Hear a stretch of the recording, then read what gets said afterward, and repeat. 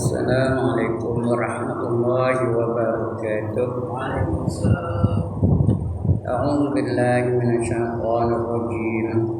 Bismillahirrahmanirrahim.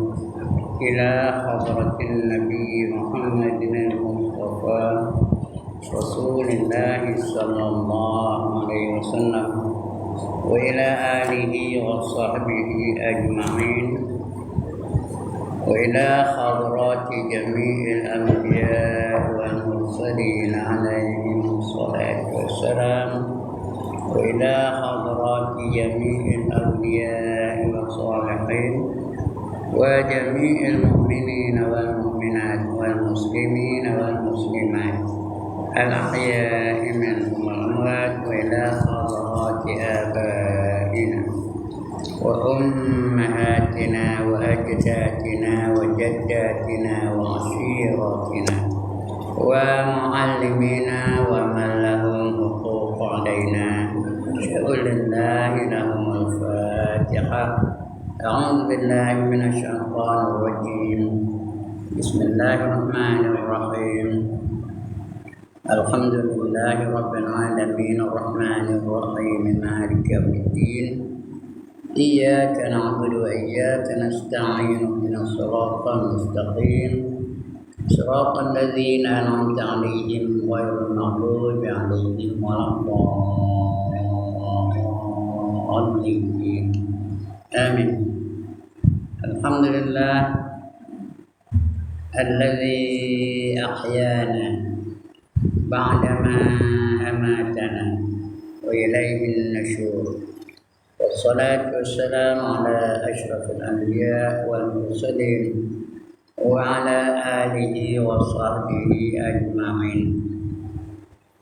رب اشرح لي صدري ويسر لي أمري واحلل عقدة من لساني يفقهوا قولي. سبحانك لا علم لنا إلا ما علمتنا إنك أنت العليم الحكيم. ولا حول ولا قوة إلا بالله العلي العظيم. أما بعد. Yang dimuliakan Tuan Pengerusi dan ahli-ahli jawatan kuasa masjid, yang berbahagia tuan-tuan imam, tuan-tuan bilal, tuan-tuan guru, para alim ulama tempatan, ustaz-ustaz, ustazah-ustazah, pemimpin-pemimpin setempat, seterusnya tuan-tuan, puan-puan, hadirin, hadirat, muslimin, muslimat yang dirahmati Allah sekalian. Alhamdulillah, pagi ini Allah masih lagi bagi peluang kita untuk menyambung kehidupan kita. Mudah-mudahan kita berjaya menjadi hamba-hamba Allah yang diiktiraf olehnya, kerana kita memang mencari pengiktirafan dari Allah sebagai hamba-hambanya. Bila Allah iktiraf kita sebagai hamba-hambanya, balasannya tak lain melainkan syurga, yang mana nikmat di syurga itu Allah sediakan lagi 99%. Yang kita berebut-rebut nikmat dunia ni hanya 1% saja ada. Di syurga besok ada lagi 99% dari setiap segi. Hiburannya 99% lagi banyak daripada yang ada di dalam dunia hari ini. Makanan itu juga 99% lagi lebih daripada yang ada di dunia ini. Kemewahan pun begitu juga. Kesihatan pun macam itu juga. Ketenangan pun macam itu juga. Keseronokan pun macam itu juga. 99% dari yang ada di dunia ini. Yang di dunia ini hanya ada 1% saja.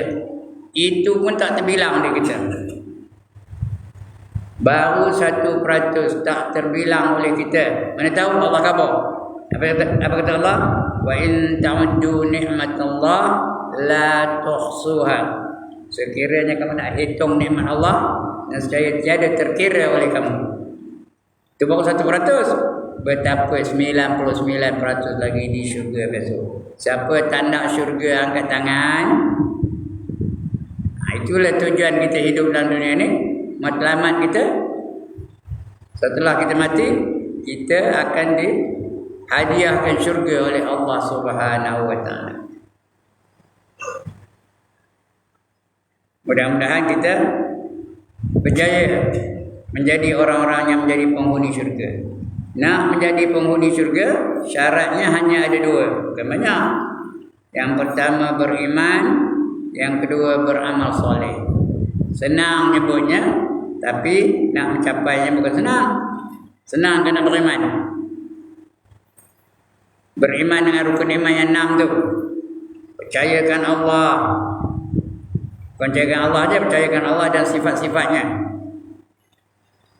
Percayakan Rasul dan sifat-sifatnya yang kita patut jadi keikutan bagi kita. Percayakan malaikat. Paling komannya malaikat itu ada 2 bersama dengan kita setiap kali, setiap masa. Satu namanya kiraman, lagi satu namanya katibin. Wa inna alaikum lahafizin kiraman katibin ya'lamuna ma taf'alun. Sentiasa ada di sisi kamu 2 orang malaikat. Yang pertama namanya kiraman, artinya yang maha mulia. Lagi satu namanya katibin, pencatat. Apa saja kita buat dicatatnya, sama ada baik atau jahat. Kalau percaya ke malaikat, betul-betul dia sentiasa ada. Tak berani kita nak melakukan maksiat. Tak berani nak ambil nombor ekor. Tak berani nak minum arak. Tak berani nak berjudi. Tak berani nak berzina. Kerana malaikat tu tahu je, dia dah dicatat. Bukan tahu saja, dicatat. Apa saja kita buat dalam dunia. Jadi kita akan melakukan kebaikan saja kerana dicatat kebaikan kita tu. Kita semayang dicatat, kita mengaji kejap dicatat, saya ngajar kejap dicatat. Apa saja kebaikan yang kita buat dicatat oleh malaikat tu. Begitu je kejahatan, buat kejahatan dicatat. Saja tak siap nak ngaji, catat. Pengayak terus balik aja. Apa tak ada halnya, mengeluh aja. Itu akan dicatat nanti di akhirat. Apa nak jawab sudah di hadapan Allah Subhanahu Wa Taala. Begitulah. Kalau kita faham malaikat itu ada.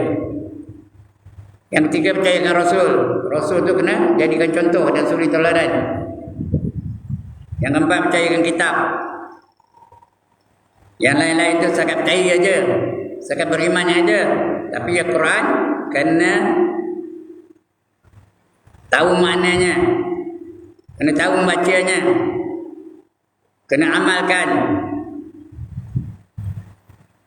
kena kembangkan dan kena perjuangkan dalam hidup kita itu Quran. Yang lain tu sangat percaya dia itu kitab dari Allah Taala. Udah Taurat, Injil, Zabur. Tapi Quran kena pelajari, pahami, yakini, amalkan, kembangkan dan perjuangkan dalam hidup kita itu Quran ya.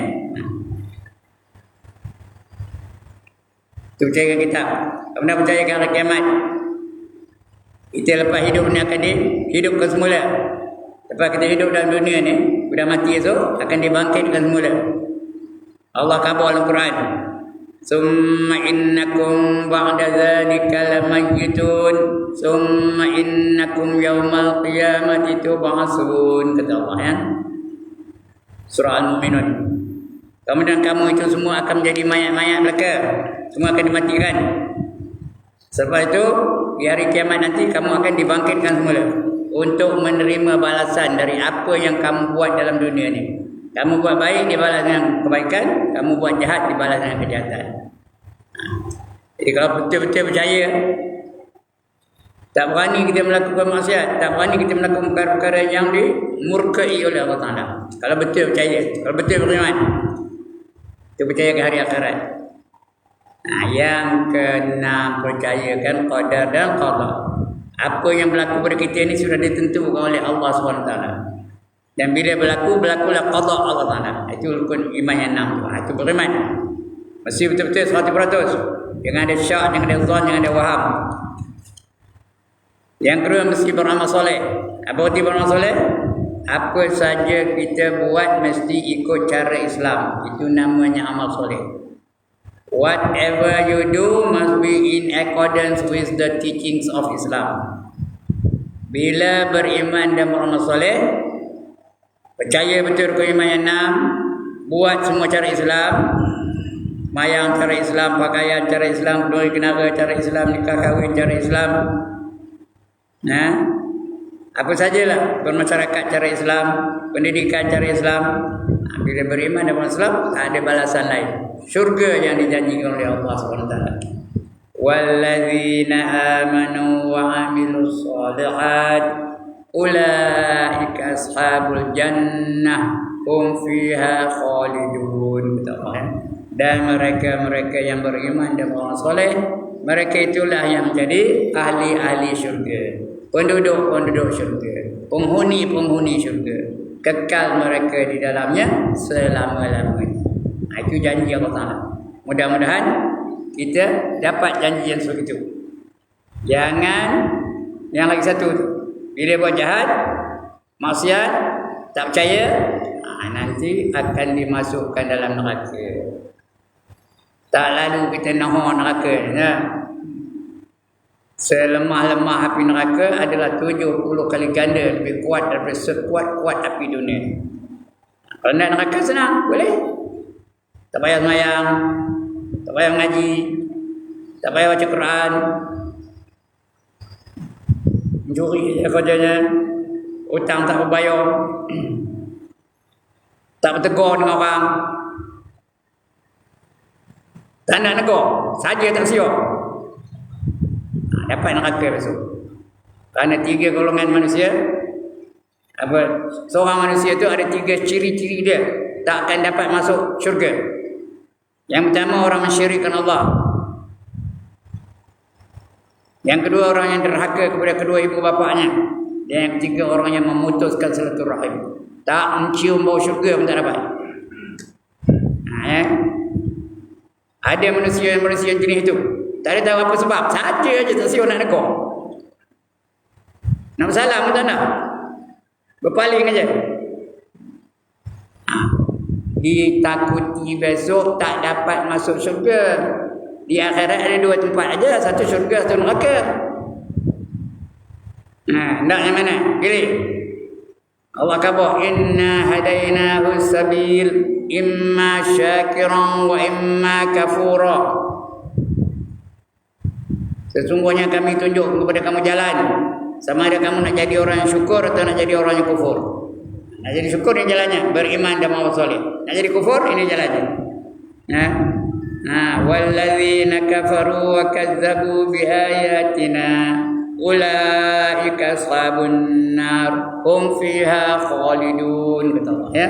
Surah Al-Baqarah ayat 39. Dan mereka-mereka yang ingkar dan mendustakan ayat-ayat kami, mereka itulah yang menjadi penghuni-penghuni neraka. Kekal mereka di dalamnya selama-lamanya. Baik tuan-tuan dan puan-puan, untuk pagi ini kita sambung pembacaan kita tentang hadis.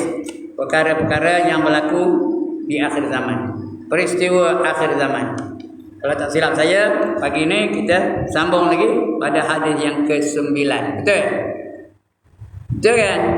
Hadis yang ke-9. Saya tak tanda ni, saja teka-teka. Tajuknya Islam kembali dagang. Islam kembali dagang. Dagang tu artinya asing. Kita datang satu tempat, cakap dia kita tak tahu, layout kawasan tak tahu, tang ini mana, tang ini mana, nak cari ni tak tahu. Itu orang dagang. Dia baru datang satu tempat. Yang kita pergi ke negara luar lah. Kita tu dagang situ. Macam orang dagang datang negeri kita ni, betul juga. Cakap Melayu tak tahu, kawasan tak tahu, budaya tak tahu, dan sebagainya. Itu dagang. Tengok hadis apa kata Nabi. Islam kembali dagang. An Abi Hurairah qala Rasulullah sallallahu alaihi wasallam bada al-islamu ghariba wa sayaudu ghariba.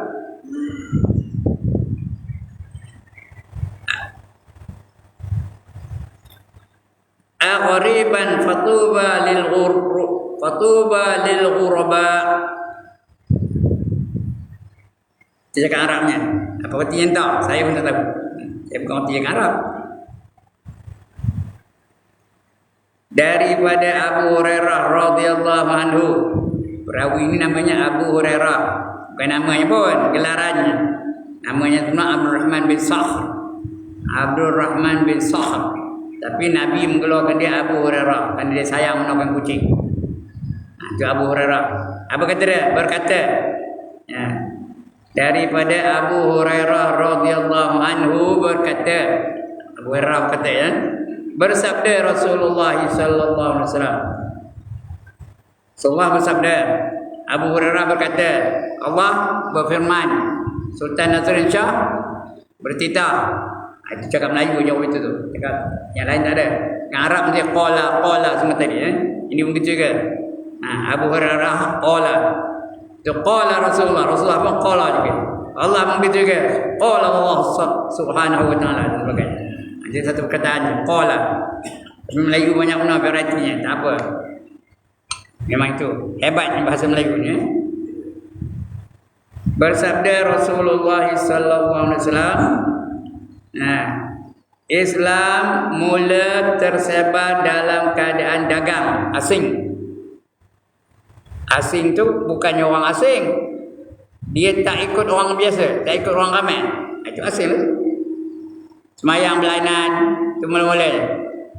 Semayang cakap Islam. Orang asing ketika itu cakap apa?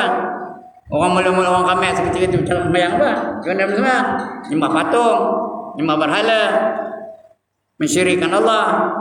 Tapi orang Islam mula-mula datang Islam, diajar oleh Nabi apa? Apa diajar? Mula-mula diajar an-ni'budullah wajtanibut taghut. Itu dia. Semua Nabi-Nabi mengajar yang itu. An-ni'budullah, sembahlah kamu akan Allah. Nak sembah hanya pada Allah saja. Jangan nyembah patung, jangan nyembah matahari, jangan nyembah api, jangan nyembah gunung, jangan nyembah lembu, jangan nyembah gajah, jangan nyembah naga dan sebagainya. Nak sembah Allah saja. Wajtanibut taghut, dan jauhilah kamu benda-benda yang menyesatkan. Taghut itu benda-benda yang menyesatkan. Patung tu menyesatkan, matahari itu menyesatkan, gajah tu menyesatkan, kamu sembah dia sesatlah kamu. Lembu itu menyesatkan, api itu menyesatkan, apa saja selain daripada Allah menyesatkan. Wajtanibut taghut, jauhilah kamu akan taghut. Itu dah seruan semua rasul-rasul daripada Nabi Adam sampai kepada Nabi kita Muhammad sallallahu alaihi wasallam. Itulah seruannya. Ani'budullah wajtanibut taghut. Nabi Adam seru apa itu, Nabi Idris pun seru apa itu, Nabi Nuh pun seruannya macam itu juga, Nabi Ibrahim pun seruannya apa itu juga, Nabi Idris pun itu juga seruannya, Nabi Isa pun itu seruannya, Nabi Musa, itu saja semua seruannya. Semua Nabi itu. Yang ada dalam Quran yang 25 orang, semua seruannya itu belakang. Itu juga yang 313 orang, seruannya macam itu juga. Seruan rasul-rasul, ya. Ani'budullah, sembahlah kamu akan Allah. Wajtanibut taghut, dan jauhi kamu daripada taghut. Itu dia. Jadi daganglah, kerana orang yang menerima Islam dia tak menyembah taghut. Malahan orang ramai pada ketika itu menyembah taghut, menyembah patung. Ya. Nama patungnya Azza, Majinnah, nama patung-patung yang disembah oleh mereka itu. Macam-macam namanya. Lata, kebanyakannya itulah nyembah patung. Termasuk sahabat-sahabat sebelum mereka masuk Islam, sebelum mereka menerima Islam. Yang antara Sayyidina Umar. Sayyidina Umar tak apa dia buat?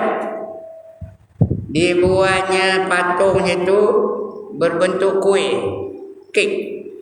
Macam apa patung lah. Ada kepala, ada kaki, ada apa semua ni. Itu dimasuknya kek itu. Kemudian bawanya ke sana kemari. Bila dia nak sembahyang, dia ambil patung tu, dia sembah. Kek yang dibuat macam patung tu, dia sembahnya. Kemudian bila dia lapar, dia kepaknya kepala Tuhan itu. Kek itu sebagai Tuhan dia, mula sembahnya. Itu dia lapor, dikepaknya kepala itu dimakannya. Ngam. Itulah Tuhan sendiri makannya. Itu Sayyidina Umar. Sebab itu Sayyidina Umar ada ketikanya dia ketawa. Dia ketawa kerana kebodohannya. Bingung betul aku ketika aku kafir dulu ni ya, ketawa dia. Sayyidina Umar gelak dia. Mengenangkan kebodohannya menyembah lain daripada Allah Taala. Itu asing tu. Itu nama asing tu.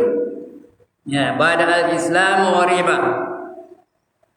Islam bermula tersebar dalam keadaan dagang ataupun asing. Dan ia akan kembali asing pula. Sekarang ni sudah mula asing. Orang yang nak menerima Islam tu sikit. Tengok orang yang mengaji berapa orang? Tak sampai 20 pun nak. Padahal penduduk kampung masjid ni ada 20 orang tak? Penduduk di kampung masjid ni ada dah 20 orang. Yang datang mana orang masjid? Berapa orang kampung masjid ni? Tak apalah kerana dia ketikkan saya. Tanda dengar saya ngajar tak apa. Tapi orang lain apa itu juga. Semalam Ustaz Sulaiman ngajar. Berapa orang kampung masjid yang ada angkat tangan? Sebelum itu Ustaz Hafiz ngajar. Mana orang kampung masjidnya? Jadi dagang asing kembali menjadi asing itu akhir zaman. Kerana manusia dah jauh, makin lama makin jauh, makin lama makin jauh, makin lama makin jauh daripada agama. Makin lama makin jauh daripada Islam. Semayang pun begitu juga. Payah nak cari zaman-zaman Rasul tu ya. Adalah beberapa kerat yang semayang. Yang lain semayang beda. Mengeluh di rumah. Subuh pun mengeluh di rumah.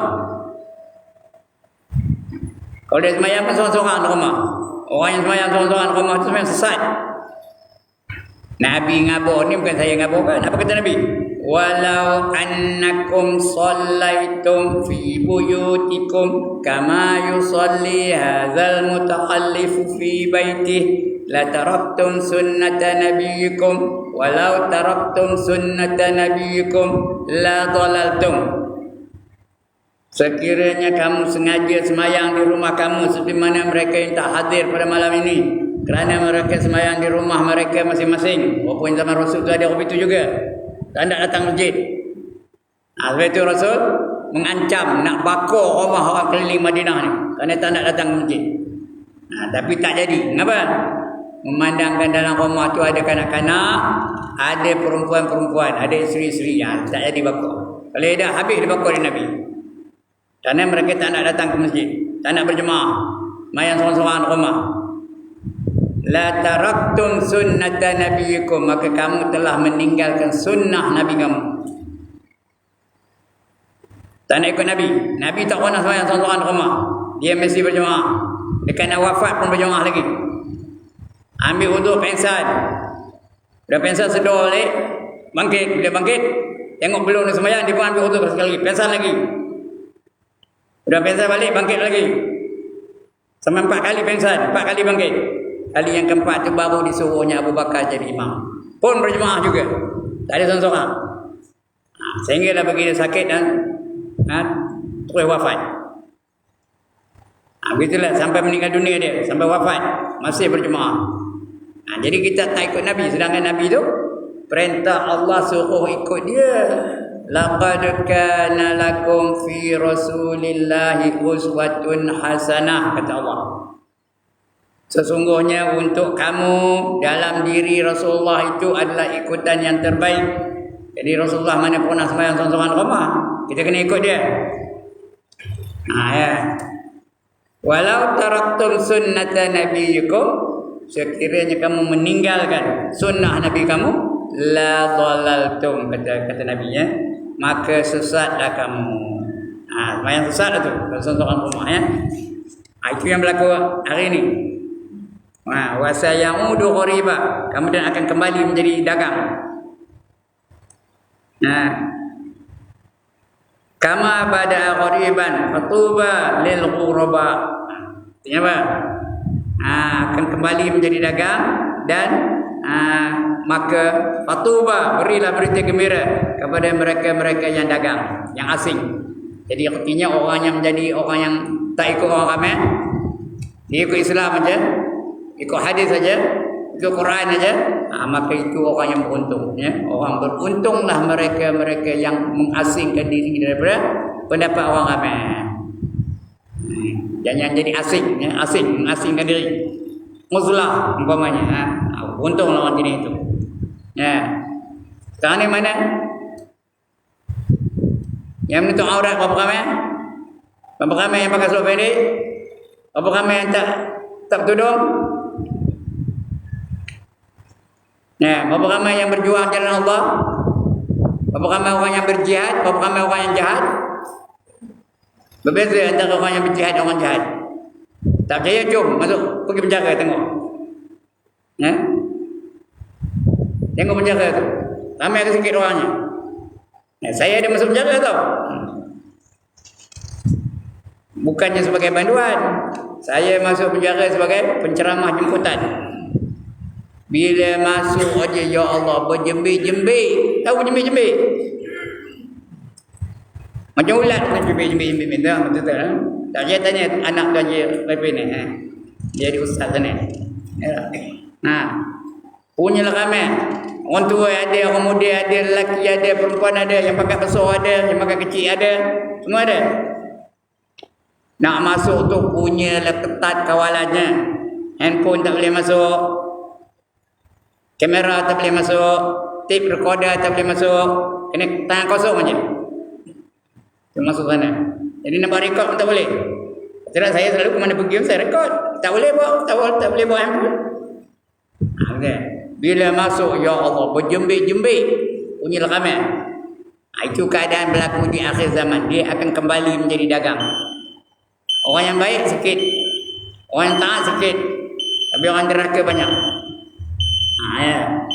Islam bermula tersebar dalam keadaan dagang, iaitu asing, dan dia kembali asing pula. Yang semayang sikit, yang tengok wayang ramai, yang berjihad sikit, yang jahat ramai, yang warak sikit, yang wakrak ramai. Itu yang berlaku ni. Akhir jadi orang ini. Maka beruntunglah orang-orang yang asing. Orang yang huraba tu ketika orang yang asing-asing. Beruntunglah dia. Kerana dia ikut Islam, dia ikut cara Islam. Apa saja dia buat dapat pahala. Pakaian dapat pahala, makan dapat pahala, minum dapat pahala, semayang dah tentu dapat pahalanya. Ya, duduk dapat pahala, bersembang dapat pahala, berinteraksi antara kawan-kawan dapat pahala. Apa pun dia buat jadi ibadah kepada Allah SWT. Itu orang asing. Dia duduk aja di masjid ni, niat iktikaf dapat pahala. Cerita dengan kawan tentang kematian dapat pahala lagi. Tentang Allah, kebesaran Allah Ta'ala, tentang kehebatan pentadbiran Allah Ta'ala, dapat pahala lagi. Itu orang asing tu. Orang biasa takkan cakap tentang Allah. Orang biasa apa sembang? Apa sembang orang biasa? Tentang bola sepak, tentang badminton, tentang hoki, tentang golf dan sebagainya. Itu sembang-sembangnya. Tentang hiburan. Jadi orang asing tak ada sembang tu, dia cerita tentang kematian, cerita tentang seksa kubur, cerita tentang kebangkitan dari kubur, perjalanan dari kubur kepada mahsyar macam mana. Itu dia cerita itu. Itu beruntunglah jenis-jenis orang macam itu ya. Fatuba lil ghuraba, kata Nabi ya. Beruntunglah mereka-mereka yang menjadi orang-orang yang asing. Baik, tengok keterangannya. Islam mulai tersebar di Mekah dengan keadaan yang sangat asing dan dagang. Orang pun tak berani. Kerana orang ramai menghukum mereka-mereka yang mengikut ajaran Nabi kita Muhammad sallallahu alaihi wasallam. Di antara yang kena hukum siapa? Bilal bin Rabah. Apa dia buat? Tak ada buat daripada Bilal. Dipukul, diempuk, dijemur, diikat, dihentak dada tu dengan batu. Tapi dia tetap mempertahankan imannya. Itu Bilal bin Rabah. Di antara yang lain siapa? Yasir. Apa dia buat dengan mereka Yasir? Dia bakar hidup-hidup sampai mati. Itu Yasir. Isterinya siapa? Sumayyah. Apa dia buat pada isterinya? Disula. Cucuk punggung tu dengan kayu tajam, tu cacak kayu tu. Kering di situ. Syahidah yang pertama namanya Sumayyah. Syahid yang pertama namanya Yasir. Kerana mempertahankan iman. Itu zaman Nabi Muhammad SAW. Zaman Nabi Musa apa? Masyitah. Mempertahankan imannya. Sampai dia sendiri dengan anak-anaknya tojol sendiri dalam kawah yang berisi dengan air yang panas. Syahid. Dia syahidah. Kalau perempuan namanya syahidah. Kalau lelaki syahid. Itu dia. Itu masyitah. Begitu juga Nabi Yahya dibunuh, digaji dan sebagainya. Itu orang asing mereka tu. Mereka tak ikut pemerintah, tak ikut orang ramai. Ya. Kalau ikut orang ramai, semua akan menyesatkan daripada mengingati Allah. Ya. Kalau ikut orang ramai, barang siapa taat kepada orang ramai, maka mereka akan menyesatkan di jalan dari jalan Allah. Ya. Man aksara man fil ard yadullu dah lupa saya ayat ya. Yadullu an sabilillah, mereka akan sesat daripada jalan Allah Taala. Kalau ikut orang ramai. Jadi nak jadi orang asing, untung nak jadi orang asing. Ya, itu zaman itu orang dagang. Sangat sedikit penganut dan pendukungnya. Sangat sedikit penganut dan pendukungnya kalau dibandingkan dengan penentangnya. Zaman Rasul tu. Yang ikut berapa orang? Abu Bakar. Nombor 1 isterinya Khadijah. Mewakili wanita-wanita seluruhnya. Abu Bakar mewakili orang-orang dewasa. Ali bin Abi Talib sepupunya mewakili pemuda-pemuda. Lagi Zaid bin Harithah mewakili kanak-kanak. Itu dia. Yang lain tu semua tak percaya, semua tak beriman. Ya. Itu zaman Rasul mulanya. Berbanding dengan penentangnya cukup banyak. Abu Lahab pengikutnya banyak. Abu Jahal ketua kaum Quraisy ramai pengikutnya ya. Kemudian setelah itu Islam tersebar di seluruh pelosok dunia. Kemudian makin lama makin luas pengaruh Islam tu sampai seluruh dunia ni menerima Islam. Afrika menerima Islam, Asia menerima Islam, China menerima Islam, India menerima Islam, Pakistan menerima Islam, Timur Tengah menerima Islam. Satu dunia ni menerima Islam. Yang tak ada menerima Islam, orang Amerika Selatan tak ada. Brazil tak ada orang Islam. Bolivia tak ada orang Islam. Peru tak ada orang Islam. Argentina tak ada orang Islam. Uruguay tak ada orang Islam. Amerika Selatan tak ada. Tapi lain tu semua menerima Islam sampai ke seluruh dunia ni. Seluruh pelosok dunia ni. Sehingga dianuti oleh 2/3 penduduk dunia. Satu masa itu 2/3, sekarang ni tinggal 1/5 aja yang beriman. Orang Islam dalam dunia ni 1/5. Daripada 5 orang, seorang beriman. 10 orang, 2 orang beriman. 100 orang, 20 orang beriman. 1000 orang, 200 orang beriman. Itu 1/5. Lagi 4/5 semua kafir belakang. Itu dalam dunia yang kejam ni. Di akhirat besok lagi sikit. Orang yang beriman hanya 2.5%. Daripada 120 baris, yang beriman hanya 3 baris saja.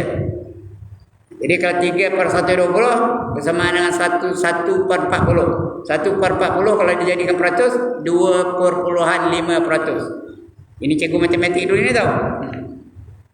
2.5% yang beriman. Itu semua kafir belaka. Lagi 97.5% kafir belaka. Terus masuk neraka. Ya, Allah nak khabar wasiqal ladzina kafaru ila jahannam zumara. Dihalau orang kafir tu masuk neraka jahanam secara berbondong-bondong, dentum ditolak ke dalam neraka ya. Yang beriman hanya 2,5%. 1/40. Macam kita bayar zakat. Macam kita bayar fitrah dan sebagainya. 1/40. Itu yang terimanya. Lain semua masuk neraka. Kekal betul. Tak ada cek ya. Terus masuk neraka. Tapi di sini tulisnya 2/3 penduduk dunia. Masa itu kemudian Islam kembali asing. Makin lama makin jauh, makin lama makin jauh. Karena kekalahan bermula dari kekalahan Islam di Baghdad, bermula dari kekalahan Islam di Spanyol, di Eropah dan sebagainya. Makin lama makin merosot, makin lama makin merosot orang yang nak mengamalkan Islam. Masa itu 2/3 penduduk dunia menerima Islam. Ramai ada 2/3. 75% menerima Islam. Habis itu makin lama makin merosot, makin lama makin merosot, makin lama makin merosot. Sampai sekarang. Lagi teruk sekarang ni. Kemudian Islam kembali asing dan dirasa ganjil dari pandangan dunia, bahkan dari pandangan orang Islam sendiri. Kalau ada orang nak amalkan Islam, kita rasa dia tu ganjil. Teruk benar budak ni katanya. Mayang aja kerjanya. Teruk benar budak ni pakai purdah lah tu katanya. Pakai t-shirt. Tulis belakang t-shirt tu lah. Depan tu tulis apa? Kiss me. Belakang tulis apa? No problem. Barulah sporting. Dia belum pakai jubah, pakai sorban. Pakailah seluar pendek. Kan baru sporting. Rasa asing orang yang mengamalkan Islam ni. Ganjil katanya. Kembali asing dan dirasa ganjil dari pandangan dunia, bahkan dari pandangan orang Islam sendiri. Sebahagian daripada orang Islam merasa ganjil dan pelik bila melihat orang Islam yang iltizam berarti committed. Betul-betul pegang betul-betul, itu namanya committed. Itu iltizam, dalam Melayu iltizam. Iaitu sini tulisnya komitmen, tak betul tu, betulnya committed. Komitmen tu noun, dia nak apa nak sifatnya committed terhadap Islam. Dengan Islam dan cuba mengamalkan tuntutan Islam yang sebenar. Dia mengamalkan Islam yang sebenarnya. Tak nak pura-pura aja. Nama Islam tapi perangai macam kafir. Nama Islam Ibrahim, perangai macam Abraham. Okay? Nama hebat. Apa lagi? Jafar, perangai Jeff.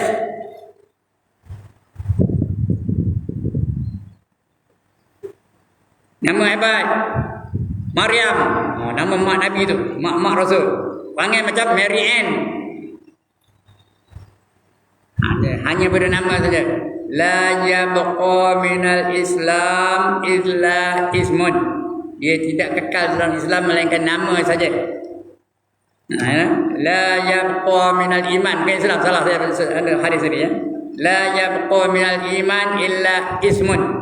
Dia tidak kekal dalam keadaan beriman kecuali pada nama saja. Nama hebat Abdul Rahman, Ja'far, nama sahabat belaka tu, Muhammad. Nama Nabi kita Muhammad, tapi perangai macam apa? Tak tahu apa ya. Begitulah. Nama aja illa ismun. Lain nama aja dah. Perangai macam orang kafir. Kadang-kadang nama pun tak nak. Nama Islam pun tak nak.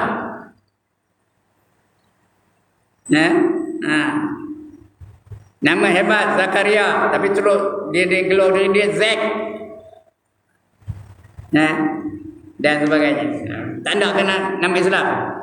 Nama hebat Ibrahim, nama Nabi Rasul, tapi dia menggelar dia Abraham. Itu ya. Itu keterangannya. Kemudian Islam kembali asing dan dirasa ganjil pada pandangan dunia, bahkan dari pandangan orang Islam sendiri. Sebahagian daripada orang Islam merasa ganjil dan pelik bila melihat orang Islam iltizam ataupun committed dengan Islam dan cuba mengamalkan tuntutan Islam yang sebenarnya. Bila buat benar-benar amal. Pakai sorban pergi benar. Oi. Bila kamu naik haji dia? Saya masih muda-muda dulu ada pergi doang. Saya pakai sorban. Muda lagi pakai sorban dah. Belum kahwin pakai sorban dah. Bila kamu naik haji kata? Dia dengan saya belum haji. Padahal saya haji muda lagi umur 35 dah naik haji dah. Tapi dia pergi teman. Aku yang haji minta dia pakai sorban, dia memang tak pakai sorban. Dia cikgu sama dengan saya lah. Biasa dengan saya, dia pergi saya. Berapa orang pakai sorban? Dalam masjid aja berapa orang dapat pakai sorban? Cuba bilang berapa orang? Berapa orang tak ada sorban? Yang tak pakai itu tak ada ke sorban rumahnya. Kenapa tak pakai? Apa nak jawab? Kenapa tak pakai? Lantak lah. Udah terasa ya. Perli je besar di sini. Mana buatnya? Kerana dah asing. Orang pakai sorban tu asing. Pakai jubah lagi asing. Seorang yang iltizam dengan Islam dipandang sepi oleh masyarakat dan terlalu susah untuk diterima sebagai individu yang sihat. Payah nak terima. Memang pun ya.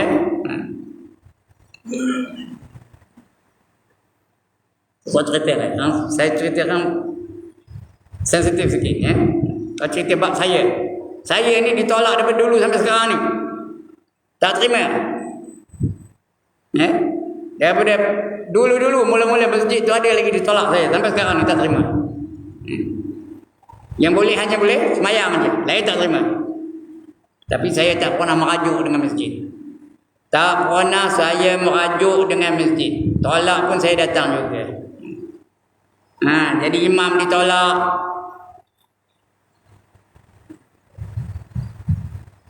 Daripada dulu-dulu lagi dah. Ditolak sebagai imam. Tak ada terima. Ngajuk tak ada bagi dia main. Saya bukan tak ada tauliah, ada tauliah. Tapi tak ada bagi dia main. Dan sebagainya. Sampai sekarang nak begitu. Jadi asing lah tu ya. Apa nak jawab depan Allah tu?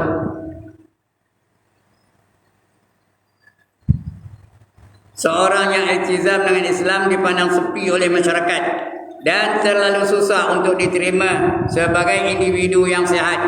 Dia mesti ada otak tak betul tu dia. Amalkan Islam. Sorban datang kemari. Pakai jubah saja. Macam yang alim benar. Mana dia belajar? Dah betul. Nak ngajar mana dia belajar? Apa kelulusannya? Dah. Saya pun tak boleh jawab. Mana tak ada kelulusan. Apa nak jawab kan? Contohnya kalau ada sesuatu program kemasyarakatan, kemudian masuk waktu semayang, tiba-tiba ada seseorang yang meminta diri untuk menunaikan semayang, maka tindakan itu dianggap tidak sopan.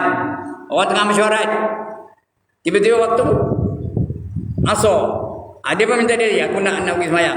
Orang pun tengok dia, pandang lain macam rupanya. Seolah-olah dia mengganggu majlis tu. Mengacau macam tu. Apa nak semayang pula? Kata, tunggulah. Waktu lambat lagi. Padahal orang tu dia nak semayang di awal waktu. Yang disuruh kita semayang awal waktu ke di hujung waktu? Di awal waktu. Yang boleh di hujung waktu hanya isyak. Itu boleh. Harus pun, bukan sunat ya, harus di hujung waktu. Afdal juga. Lain tu tak harus ya. Mesti di awal waktu. Zuhur di awal waktu, subuh di awal waktu. Jangan sampai ke hujung waktu. Contohnya kalau ada sesuatu program kemasyarakatan, kemudian masuk waktu sembahyang, tiba-tiba ada seorang yang meminta diri untuk menunaikan sembahyang, maka tindakan itu dianggap tidak sopan. Tak ada sopan ke mana? Orang tengah mesyuarat nak sembahyang pula ni. Aku pun sembahyang juga. Bukan tak sembahyang. Itu jawapan dia. Dia mengatakan diri dia. Aku pun sembahyang juga tapi lambat. Tak sopan katanya. Dan kurang ajar. Yang di sini tak ada tulis kurang ajar, kurang wajar. Tapi bagi saya kurang ajar lah tu.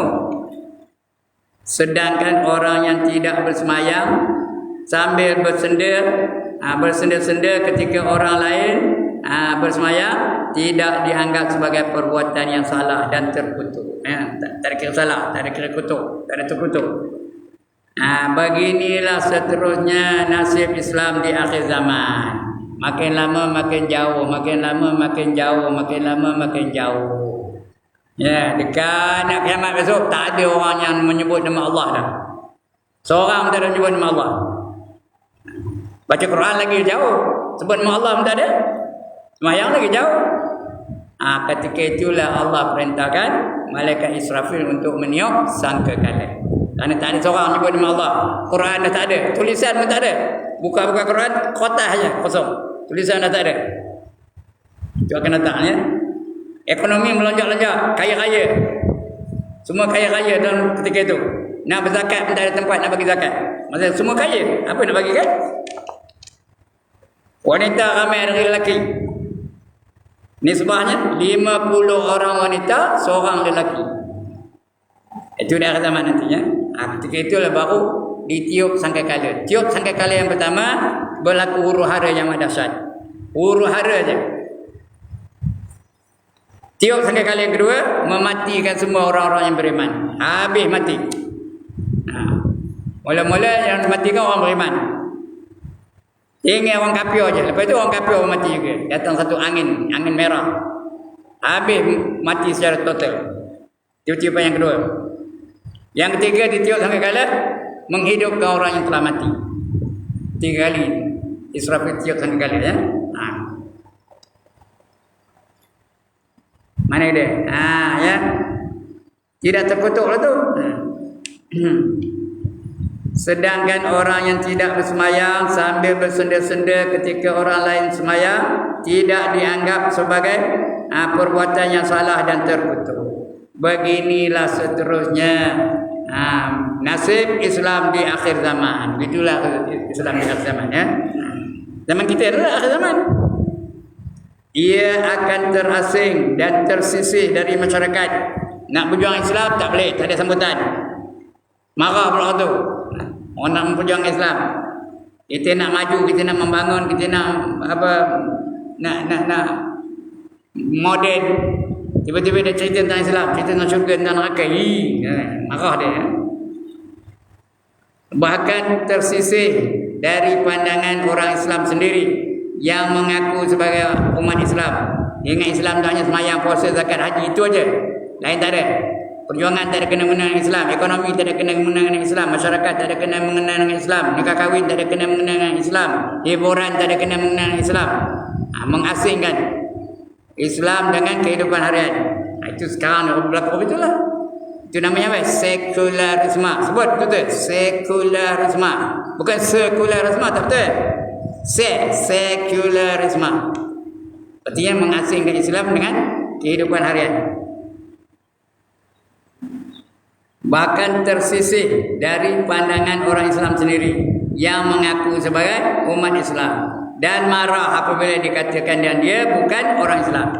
Bila tak dia katakan bukan Islam, marahnya, nampak mau, nombok mau. Ada orang tumbuk apa itu? Ada orang tumbuk kan dia ngatakan itu bukan Islam. Suruh mengucap balik. Umbuknya.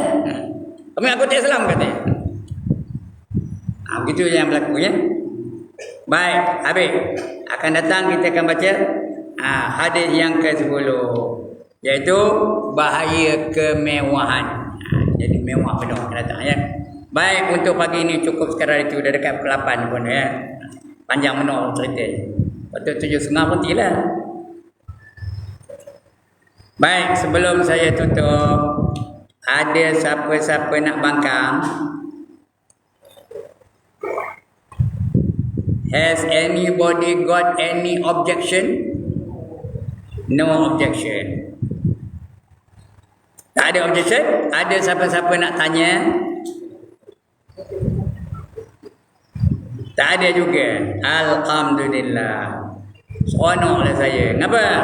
Dapat murid-murid yang pandai-pandai belaka. Asal dia ajar dapat, dia ajar dapat, dia ajar dapat. Tak adalah dapat saya pahala. Dan demi pun tak nak pahala. pahala yang besar sekali bagi orang yang hadir dalam majlis ilmu ialah orang yang bertanya. Orang yang bertanya yang paling besar pahala. Jadi siapa tak nak? Yang kedua orang yang menjawab. Orang yang menjawab dapat pahala nombor 2. Pahala nombor 1 orang bertanya, as-sa'il. Yang kedua orang yang menjawab. Kalau tak ada, tak adalah. Sekian dulu aqulu qawli hadza wa astaghfirullahal azim li wa lakum wa lisairil muslimin wal muslimat wa ya fawzal mustaghfirin wa ya najatat taibin. Assalamualaikum warahmatullahi wabarakatuh. A'udzu billahi minasyaitonir rajim. Bismillahirrahmanirrahim. Alhamdulillahirabbil alamin wassalatu wassalamu ala asyrafil anbiya wal mursalin wa ala alihi wa sahbihi ajma'in. Allahumma ighfir lana dzunubana